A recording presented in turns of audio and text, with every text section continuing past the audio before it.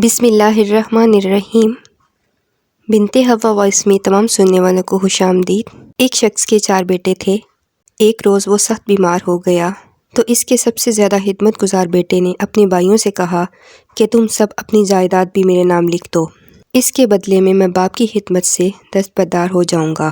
ان تینوں نے جواب دیا کہ میاں ہمارا دماغ خراب ہو گیا ہے کیا؟ ایک تو تجھے جائیداد بھی دے دیں اور پھر تو باپ کی دیکھ بھال سے بھی فارغ ہو جائے۔ اس نے کہا پھر دوسرا ہی کام کر لو، میری جائیداد بھی تم لوگ رکھ لو اور باپ کی خدمت کرنا بھی چھوڑ دو، میں ابا جان کی خدمت اکیلے کروں گا۔ ان سب نے مثبت انداز میں سر ہلا دیا اور کہا ہمیں اور کیا چاہیے، یہ ہمیں قبول ہے۔ چنانچہ انہوں نے اس عہد نامے پر دستخط کر دیے کہ چوتھے بھائی کی ساری جائیداد ان کی اور ان تینوں کا باپ کی خدمت میں کوئی حصہ نہیں ہوگا۔ چنانچہ وہ اپنے بیمار باپ کی خدمت کرتا رہا اور اپنے باپ کی دعائیں لیتا رہا۔ کچھ دنوں بعد باپ مر گیا اور وہ کنگال ہو گیا، یہاں تک کہ نوبت فاقوں تک آ گئی۔ 1 دن کا فاقہ، پھر 2 دن کا، پھر جب تیسرا دن آیا تو اس رات ایک خواب میں فلاں جگہ 100 دینار دیکھے۔ آواز آئی جاؤ اور دینار حاصل کر لو۔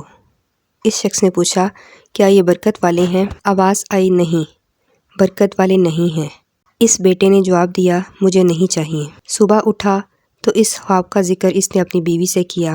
بیوی نے غصہ کیا اور کہنے لگی اے اللہ کے بندے، تجھے برکت کی پڑی ہوئی ہے اور ہمیں بھوک کی پڑی ہے، لے لیتے بلا۔ شوہر نے کہا ہم بے برکت چیز نہیں لیں گے۔ دوسرے روز اس نے پھر خواب میں دیکھا کہ فلاں جگہ 10 دینار پڑے ہیں، جا کر لے لو۔ اس نے پھر پوچھا برکت والے ہیں؟ جواب ملا برکت والے نہیں ہیں۔ اس نے کہا مجھے نہیں چاہیے۔ صبح اس نے پھر وہ خواب اپنی بیوی کو سنایا۔ بیوی نے کہا اے اللہ کے بندے، میں بھوک سے مر رہی ہوں اور تمہیں ابھی بھی برکت کی پڑی ہے۔ اس شخص نے کہا ہمیں بے برکت چیز قبول نہیں ہے۔ تیسرے دن پھر خواب میں دیکھا فلاں جگہ 1 دینار پڑا ہے۔ آواز آئی جاؤ اور نکال لو۔ اس شخص نے پوچھا برکت والا ہے؟